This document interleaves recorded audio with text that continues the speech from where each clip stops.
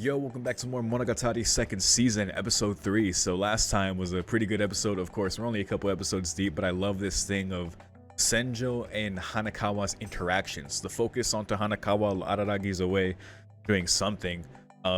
Something interesting that was brought up last episode at the very beginning by Hanakawa was what Araragi was doing even before spring break, even before Kizu Monogatari, which so far is the earliest thing I know about, but apparently he went through some crazy stuff even before then. And it was mentioned to me, like, when you think about his perspective back then about how he felt like having friends made him weaker, it's like, where does that come from, right? Clearly something probably happened that made him feel that way. So I look forward to learning about that either whenever Hanakawa decides to tell us, because she did mention, like, you know, we'll talk about that later.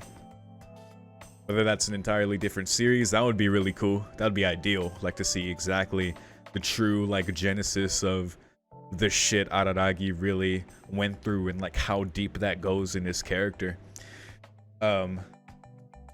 Just before I get into this season, like, as far as, like, Hanakawa said, like, Araragi is Araragi, like, he's changed, he's matured as a character and his perspective on friends and everything, but you know, fundamentally he is who he is, and it'd be cool to see the start of that. So anyway, getting into this season, because, you know, I don't know anything else about that. That's all I can say for now. That's just a really cool thought. But for this season, once again, saying Hanakawa and Senjo's relationship, again, shout out to y'all's comments. I really appreciate it with the season so far, because there's a lot of things to interpret, especially from the conversation so far. One thing, like, beyond that, where Senjo, you know, figured out, like, how that Hanakawa, it's not that they had the same taste, but rather that Hanakawa's taste enveloped Senjo's taste as far as food, and how she used that as a grander example to be like, well, actually, it's not that you like or dislike anything, you just accept everything that comes your way. And that's a really sad fucking thing, because when you think about how fucked up her life is, you know, it's not a very surprising thing, but it's because that's normal to her. She's like, what do you mean? Because to her, that's what normal is, and that's a really sad thing. But one thing that was pointed out to me is that even extends to, like, Araragi and how she loves him, because I was reminded how Senjo back during Nisei, when it was about Kaiki, Senjo mentioned something like, I would have fallen in love with the person who tried to save me, or she said something along those lines. So when you think about that with Hanakawa, and how, like, Araragi was really the first one probably ever to like show her, you know, that kindness and, you know, that friendship, and just to fucking, you know, treat her like a fucking human being, you know, show some compassion. She fell in love because that's like, she was shown, like, the fucking slightest shred of that, and that's even sadder, man. So like, in that way, like, they're even more similar, Hanakawa and Senjo. But where they are now, Senjo being with Araragi and Hanakawa just being left. I mean, Hanakawa even pointing out that, you know, how Senjo was able to overcome a lot of her troubles. Hanakawa feeling like she hasn't been able to overcome anything. And I mean, that's true. She still is dealing with a lot of her problems. And now that we're getting some understanding, you know, thanks to Senjo, and she's starting, I guess, to become self-aware of these things during these talks with Senjo, maybe we can actually make a tangible change in her life, whether that's dealing with first of all, dealing with what's going on right now with the tiger with the pink stripes, that apparition, that oddity. For whatever reason, it's here in town, but just so happened to see Hanakawa, and thus its effect took effect. Redundant, but it's pretty much what it said whenever Black Hanakawa confronted it. Like, I've already seen her. What's done is done, is essentially what it said. No doubt the reason the house burned down, but yeah, Black Hanakawa just being like, I'll just stay away from her, and I'll fucking kill you. But he was like, it's already too late. It's already happened, you know. So she really wasn't able to make any leeway there. But shout out to Senjo being there, man, and why she feels so strongly about helping Hanakawa, you know, getting a better understanding of that and their similarities, and how she can empathize with her is a really sweet and nice thing to see, man. So, like I said, I hope that it somehow, whether that's dealing with the problems in this arc and maybe eventually her own personal ones, I wouldn't expect that in just this single arc, but maybe Hanakawa can feel like she's made some progress in some respect. I would really like that, because I really like her character, but she's just such, throughout everything you're left with just this sense of like, man, it just fucking sucks for Hanakawa, because she's just kind of left where she is. Everyone is having their own development and maturing and going through their own things, and Hanakawa is just kind of there, just suffering in the background behind everything. But that's the thing, even going through all she's gone through, and as much as you can just pity her or sympathize or empathize, and if you even like can relate to what she's gone through as a person, you know, it's a really fucking tragic thing. But you know, she's more than, she's not just a victim. She's this rock for Araragi. She's a very strong person, who's just been dealing with a lot, you know. And you have this thing regarding like whether she's a good person or a bad person, and like her thoughts on that, and even Memeoshi knows the dissection of that, you know, from his like balancer perspective of like, you know, she's just too good, too righteous, like it's too much of a facade, like of course they snapped on her, you know. It's very fucked up. But even like through bonding with the Sawari Neko and even just fusing with it, like almost like becoming a new Arati essentially, it did,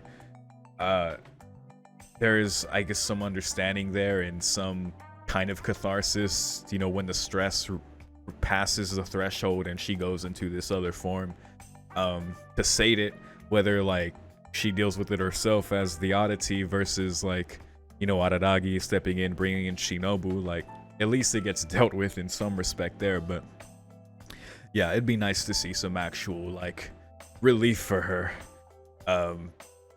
in her grander problems going on. But that's a whole other thing, because we know the fire is what triggered Black Hanakawa emerging now. I really like the idea of the chapter skipping when she's asleep, and you know, Black Hanakawa, you know, emerging, and the understanding that is essentially herself, like pretty much how the tiger said it, like the Sawari Neko, like not the Sawari Neko, but like nothing but.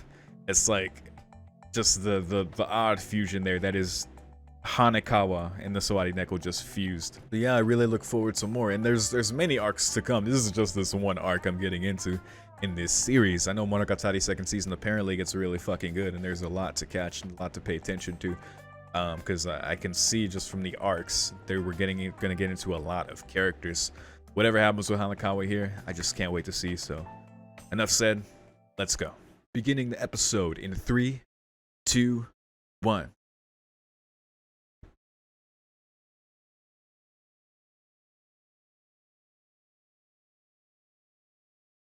Neko White.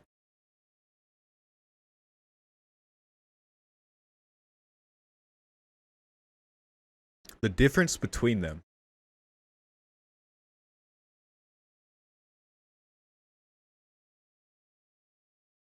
The difference in their self-sacrifice. Okay. Yeah, let's get into it.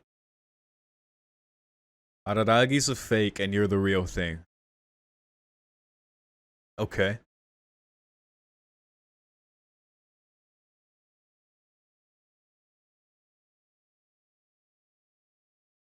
By eating their cooking. I want to see a cooking anime one day. Food Wars one day.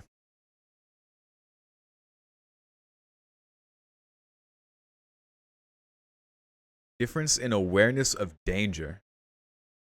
Nice stacking. That's quite the example considering. Yeah. And she did.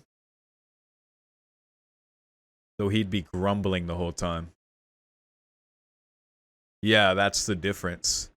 He'd be grumbling about it where she would just carry it out like a machine.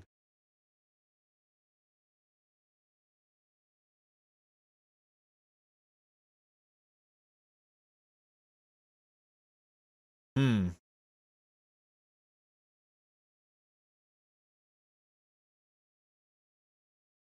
Sure. Pretending to be a bad person is safer. I guess that's true. That's kind of funny.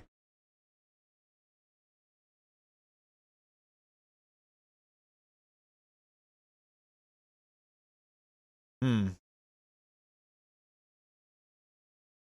You don't regret anything.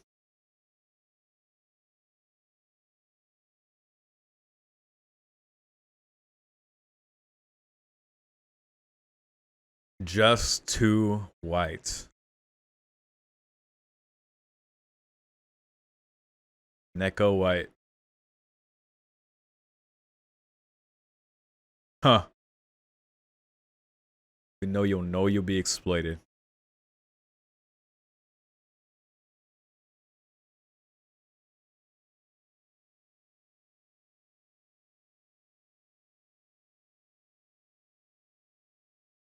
Just no sense of danger. Huh. In that she doesn't care, I guess, what happens to herself, or white. Too white, pure white. And then white lives of ignorance, that thing again. Thank you, fast text.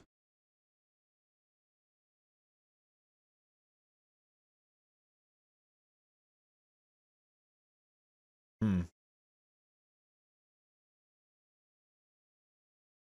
Kanbaru. Oh. Oh god. It's the lewd queen herself. Her hair's getting longer. Of course. Influenza. A partner in crime.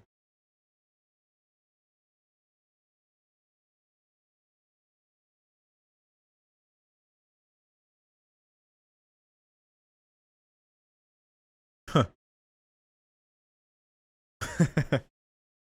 Whoa, a text from Araragi.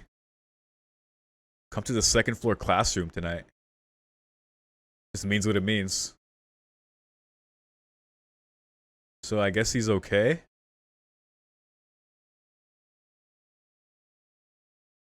Weird.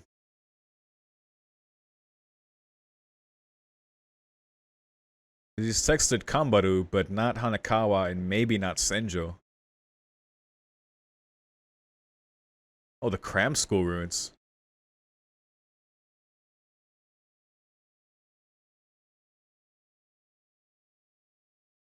Couldn't get through.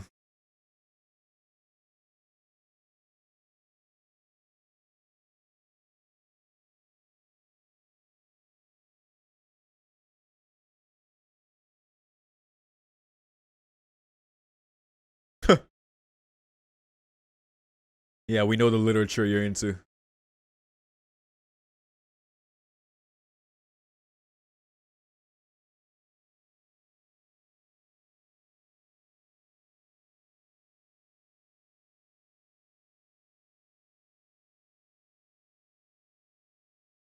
Well. Well. But what does she mean by not depressed? Goddamn.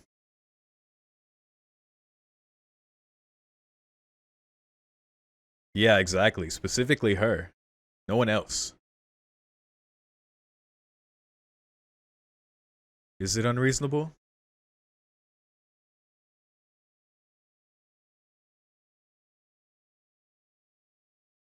I don't think so, but that's the point, I guess.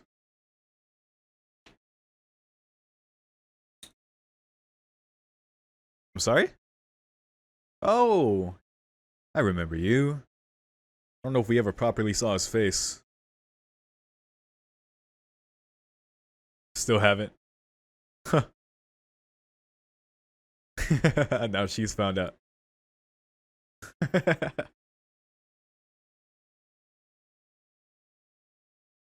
Oh, there's the yandere. That Violet Evergarden smile.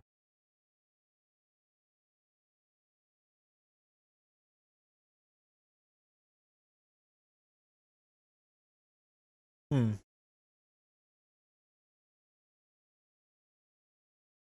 Just the rainy devil.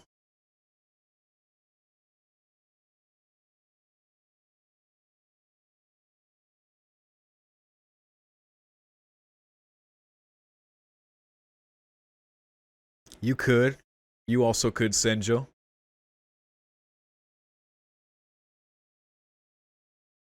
Get in the way. Huh, and that helped her make her decision.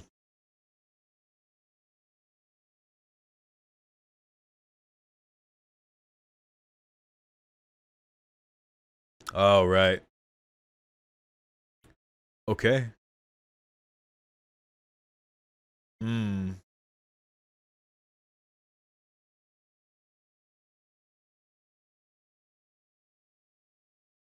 Yep, they're not the only ones.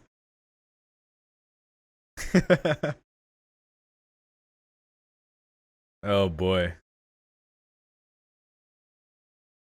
Meow. That was a hint, Tanakawa. Wait, who is this? Wait, Fire Sisters? Yeah. A secret plan, huh? Alright. What's up? What we doing? Ara ara.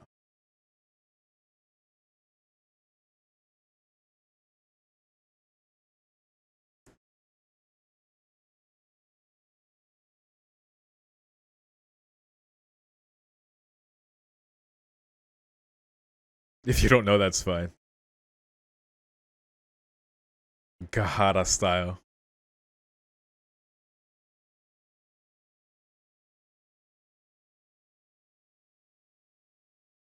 Yeah, out of the blue. But yeah, that shit happened. Huh.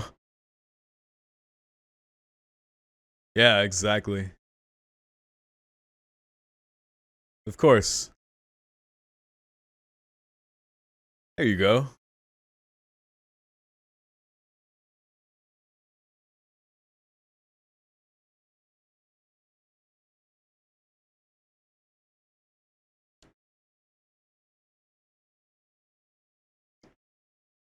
No, I knew. Yeah, yeah.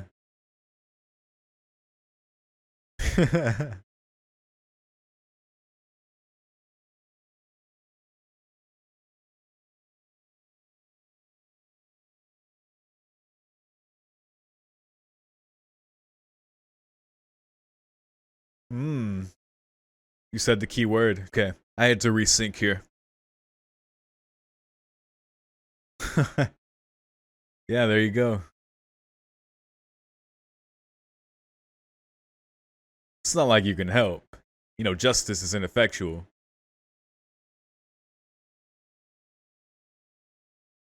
Hmm. Damn. You're saying all the right bait. Wow. Yikes. Wow.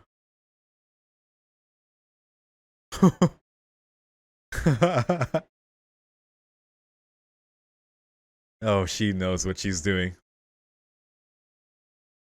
There you go. Huh. So, yeah, so she arranged that. That's amazing, Sencho. Yay. At the Araragi house. Now we just gotta get Koyomi to get back wherever he is. Apparently he's gonna meet with Kambaru, whatever happened. Moist. Oh. Yeah, they were acquainted back in Nisa.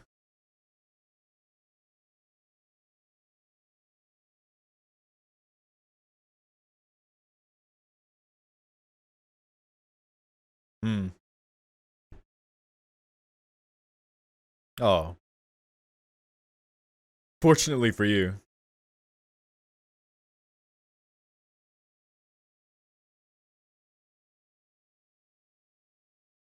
Nice.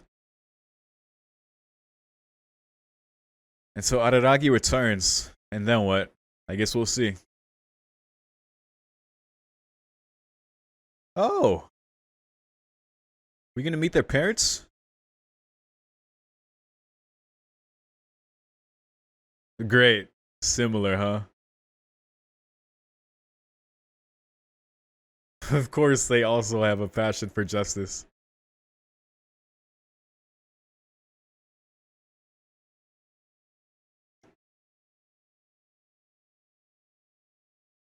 6. Okay. They're both police officers. Huh.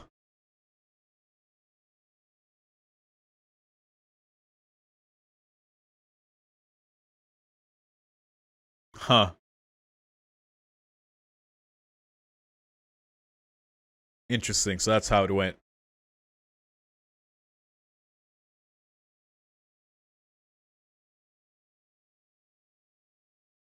Uh, what the hell?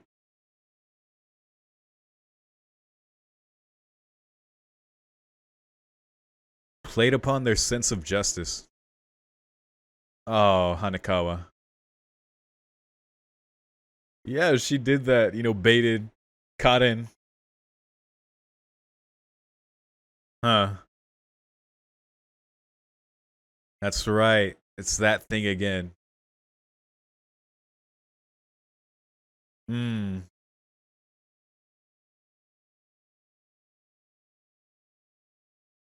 God damn.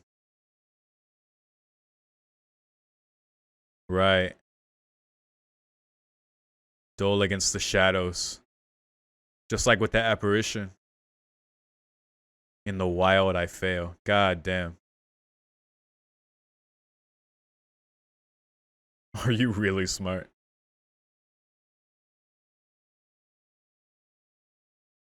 Huh.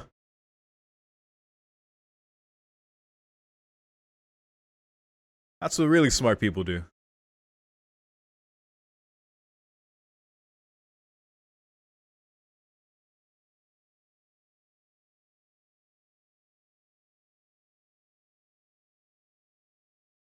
Yeah, for sure.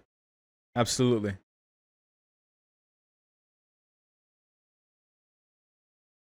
Mmm.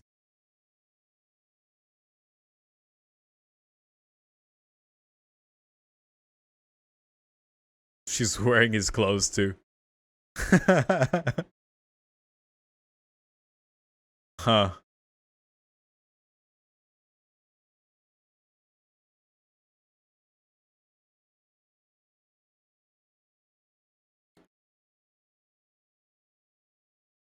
Right. I was wondering how all this was making her feel.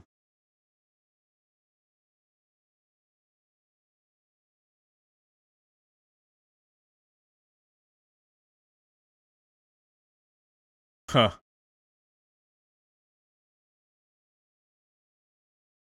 I mean, you love him, so. And there she is. What are you gonna try this time? Totally. Because now the guilt from this.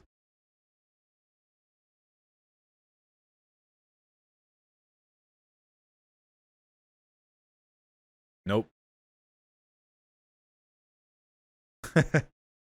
Yeah, it works. Yes, they did. Yeah. Yes, that vampire. Ooh. You're here? You're not with Araragi? Hello.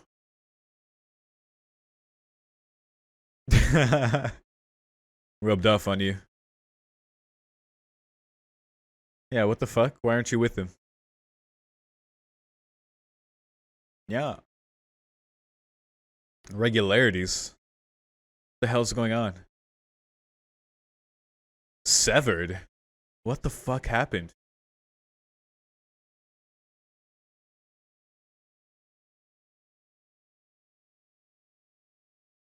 Wow, she doesn't even know what's up with him.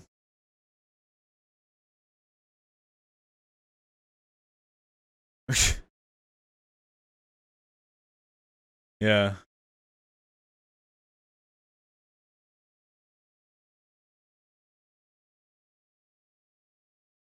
Yeah, who knows?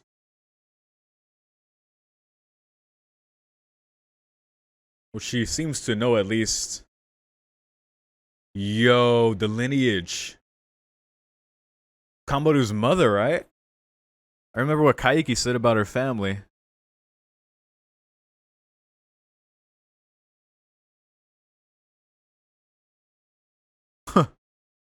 That was close. Yikes.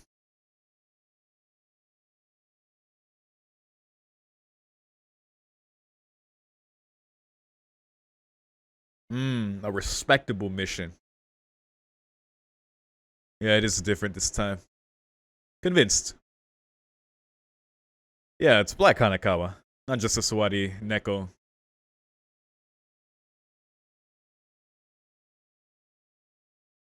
Terminator 2. Yeah, like Arnold in 1 compared to 2.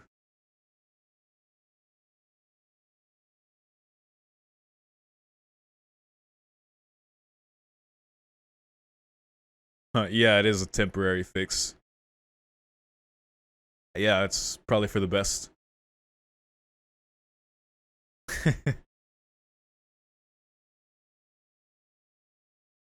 I can't look dignified and stuff. Totally.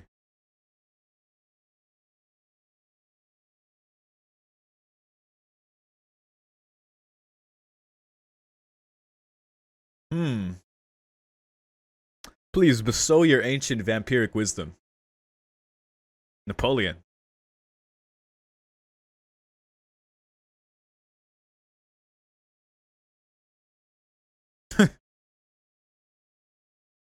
Okay.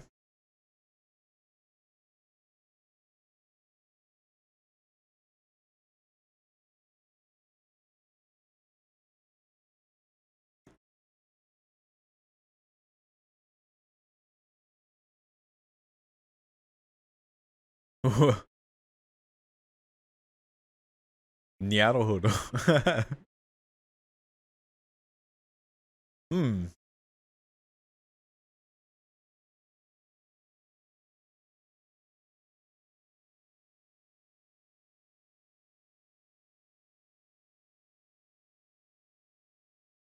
There isn't a definitive difference. Hmm.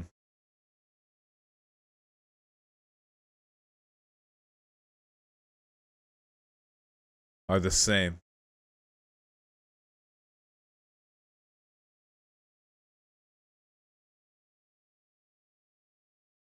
Jesus.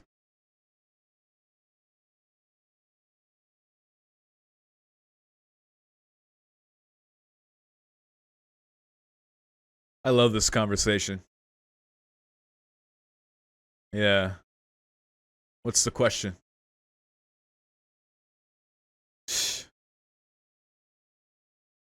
Hmm.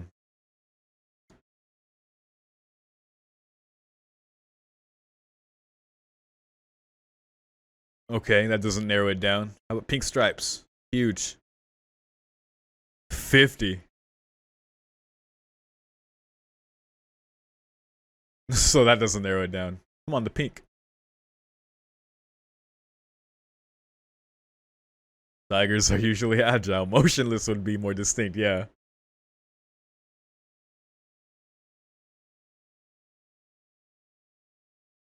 Ah, so there you go. That's something.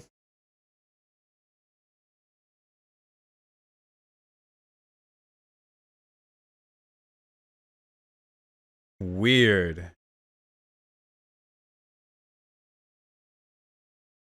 Can only she see it?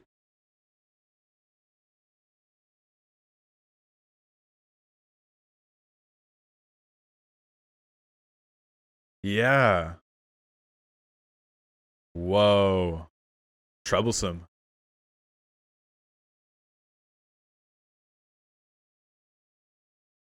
Alright, thanks. Maybe later.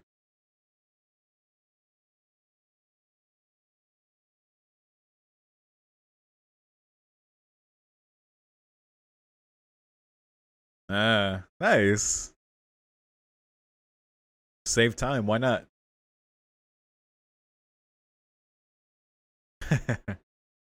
This was nice. I never thought I'd see them talk so casually.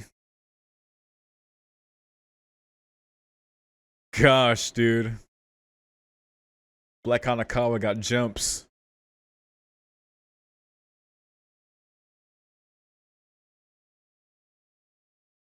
But I couldn't get to the destination. What? It burned down? Yo.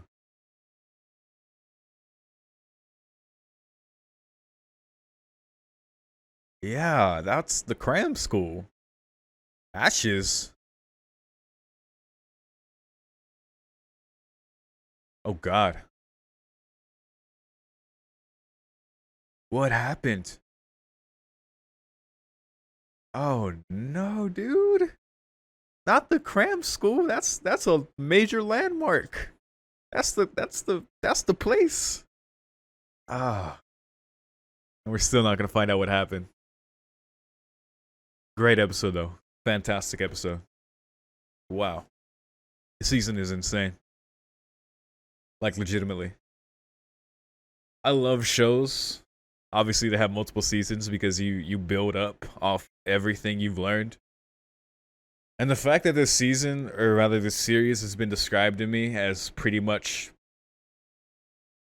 like something truly special after meeting all the characters, after like pretty much getting their introduction and going through the stories around them, and now it seems like it's all converging for this story, and that's really fucking cool.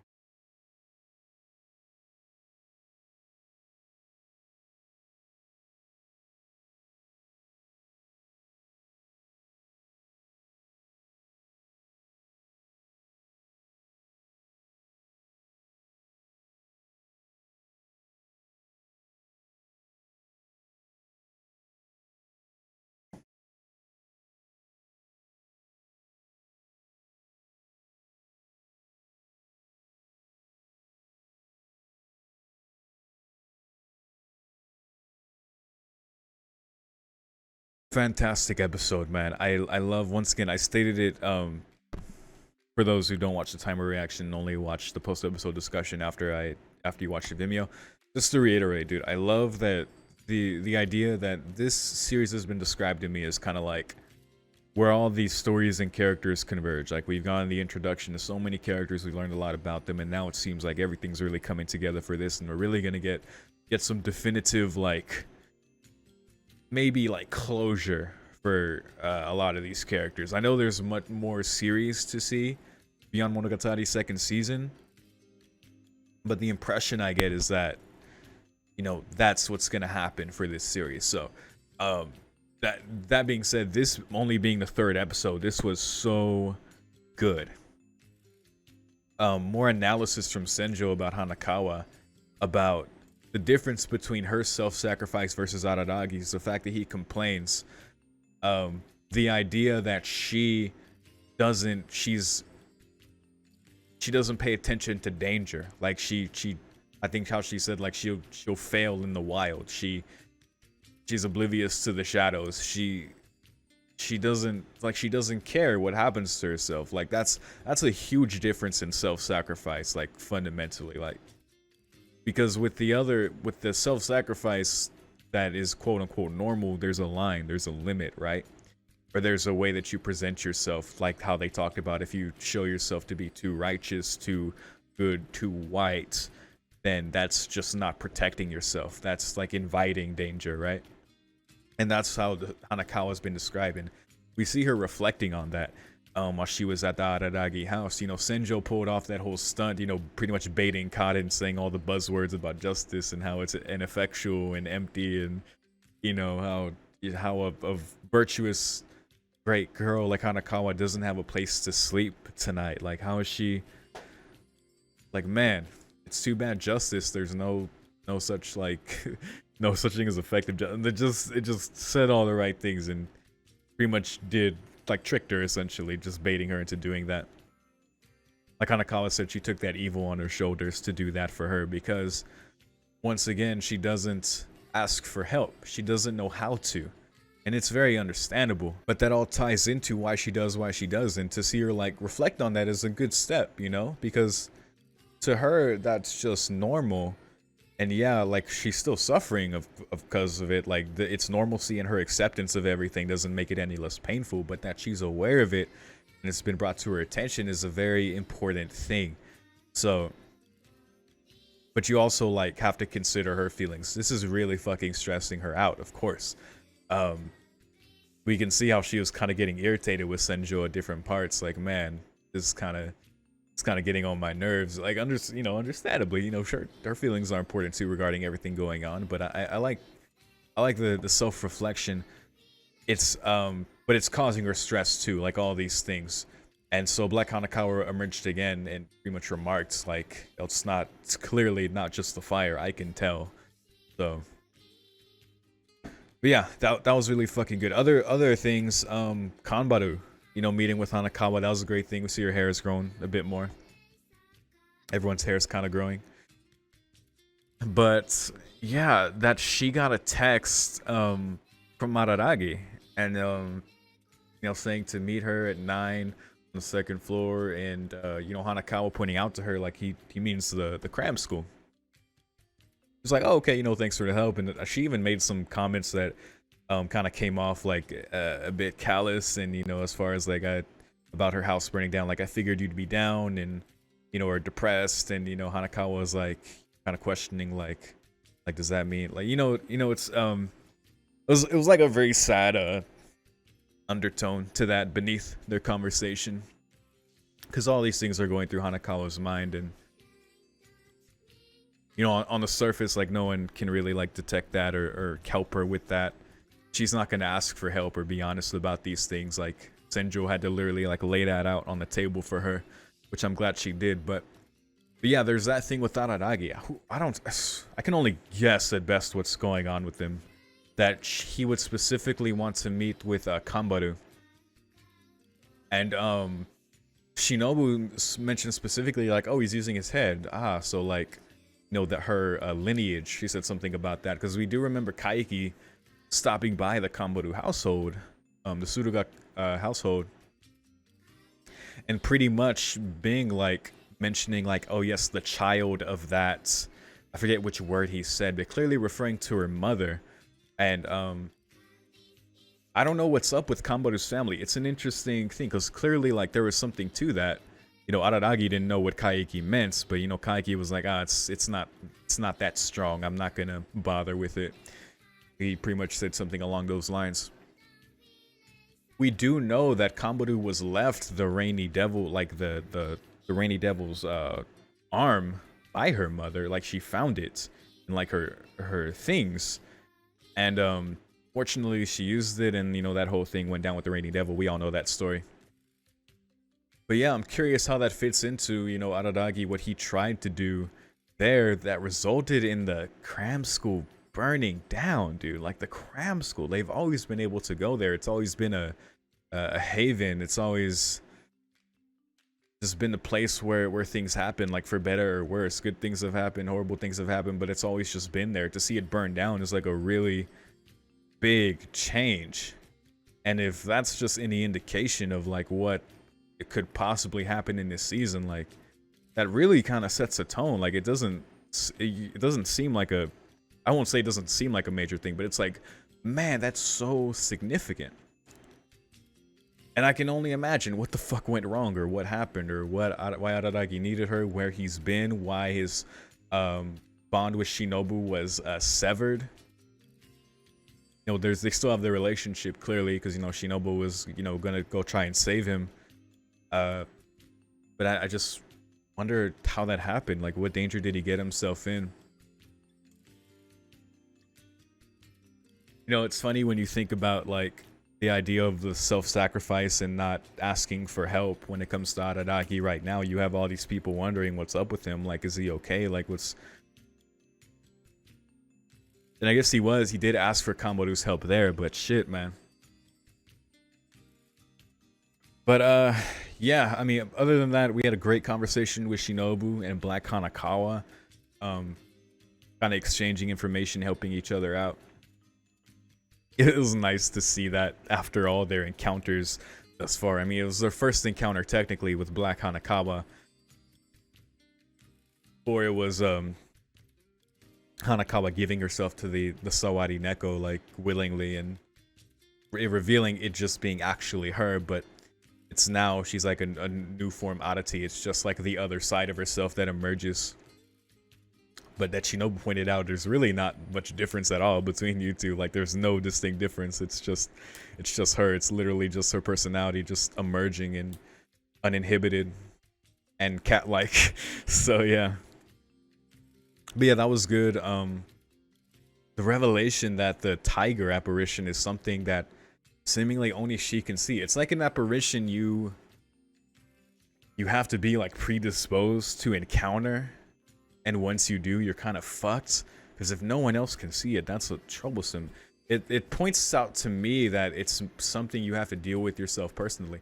It reminds me how Senjo herself could only see the crab, like when she was missing her emotional weight, like that very first episode. It very much reminds me of that, because only she could see the crab, I'm pretty sure. Like Meme, just being the expert, was able to, like, you know, figure out where it was and, you know, do his like fucking wrestling slam flip on it. But yeah, she was the only one that could truly see it. It kind of, so yeah, even that's in itself also like another similarity in their experiences. Though this would be like another apparition that Hanakawa has encountered. But, you know, luckily in her Black Hanakawa form, she's a, you know, a bit stronger and uninhibited, and hopefully she can, you know, figure out a way to deal with it. But in the meantime, who the fuck knows what's happened here at the cram school, man. I hope it leads to something. I have a feeling it's gonna be like, we couldn't find anything in the ashes. We have no idea where Araragi is. We have no idea where Tsuruga Kamboru is. Like, and I'm really afraid of that. I figure he'll be okay, because it's Araragi. Like, imagine, like, just killing him off there. No way, dude. I don't fucking believe it. But, I don't know. If that's the case, that's... I don't believe it. I don't believe it. But we'll see.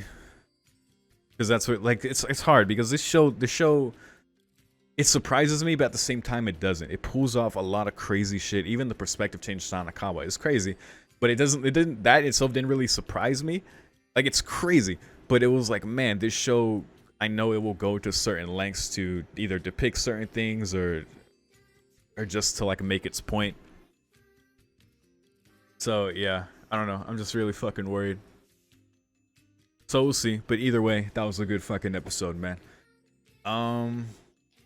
Yeah, so that's it. Thank you so much for watching with me. I was trying to think if there's anything else to mention. I'm sure there is, but feel free to mention any details that maybe you noticed or that you want to point out about this episode or things going on. I always appreciate that. But yeah, if you want early access to more of my reactions to Monogatari second season, I am a couple episodes ahead on Patreon. You can see exactly how far ahead I am if you visit my page in the description, patreon.com/YOROKOBE. I post a schedule at the beginning of every week. You can check for free, of course, so you can see how far ahead I am. And for $5, get early access to this series and everything else I do, gaming-wise as well. And that's it. More than anything, once again, thanks for watching. I'll see you next time. Peace.